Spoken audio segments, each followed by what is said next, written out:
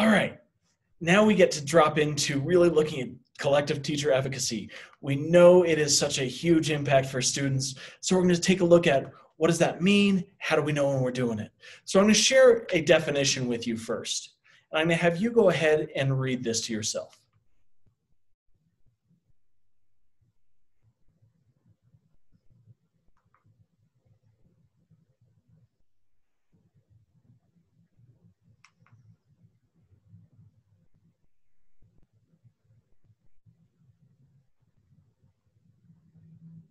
Now, we're going to lift out three elements of this definition.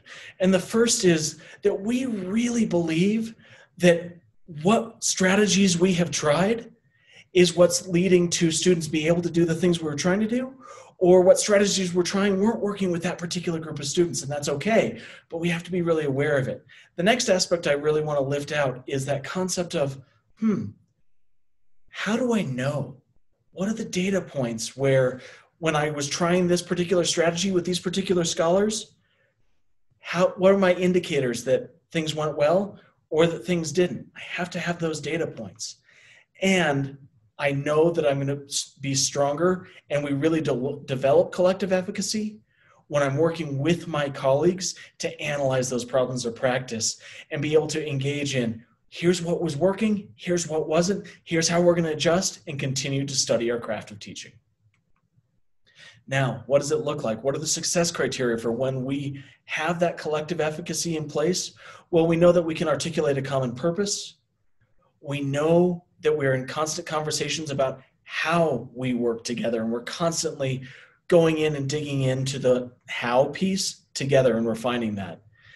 That we have agendas that talk about here's our purpose and here are our outcomes when we're doing those more formal meetings. Or if it's not a formal meeting, if we're just meeting as a department or a group of colleagues, we still have that intent, we have that purpose. And as we're engaging in discussions, that goal aspect is a part of it. It's goal driven, it's outcome oriented.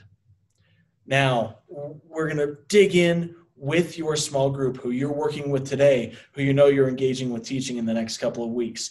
We know that we're starting this year with a really important aspect, and that's that groups will adopt their own norms, whether they're formally named or not. So it doesn't matter whether or not you've actually articulated, yes, we have norms. Every group has norms that they are using. Sometimes they're written, sometimes they're not. So the first step in developing collective efficacy is intentionally naming those norms. That way they're visible and we can hold ourselves to them. So as you're going to develop some norms with your group, we wanted to identify some of the guidelines. And these guidelines are definitely from our text. You'll again see those pages down there. They talk about fewer is better.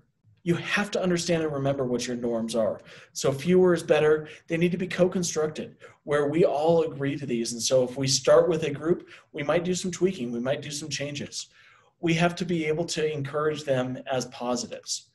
They need to be specific and they've got to be visible. Okay, for us to do our collective teacher efficacy, they've got to be visible. If you're talking about it in your classroom, they still have to be able to see them and understand what they look like. And of course, like everything, connect right back to PBIS.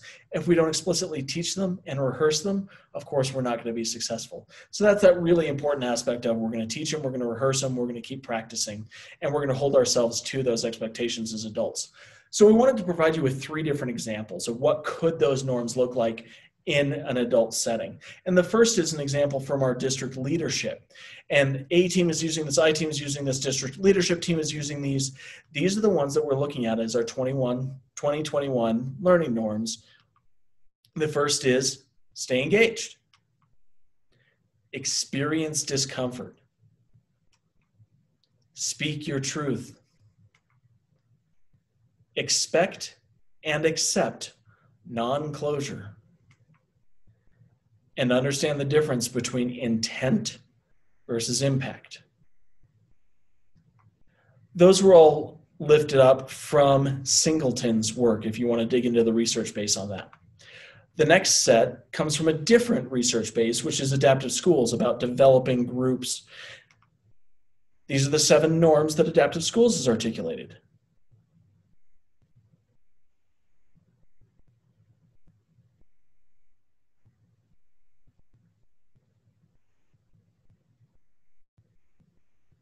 And our final example actually is lifted out of our co-teaching trainings. For those of you who've been in co-teaching training over the last few years, just to talk about how sometimes norming doesn't have to be this expansive progress.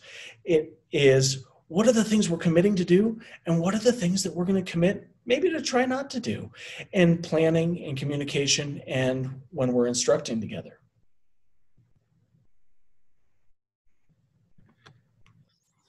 So as we wrap up our section on collective efficacy, we want you to continue building your collective efficacy as a cohort and as a group. And we're going to do that by starting by sharing your individual mission statements from Monday, if you haven't already as a group. If you have, just revisit those. Think about what are your aspirations, why, and what is your why, really. Then we want you to articulate a collective purpose. We want you to determine and adopt group norms. There were some great examples in the previous slides. And we want you to develop 2 aspirations. What are those goals? They don't have to be long-term, huge, lofty goals for the year. They can just be for this month. What do you want to achieve? What will the outcomes be? And then start to think about mapping those steps towards your aspirations. What steps will your group take towards achieving those goals?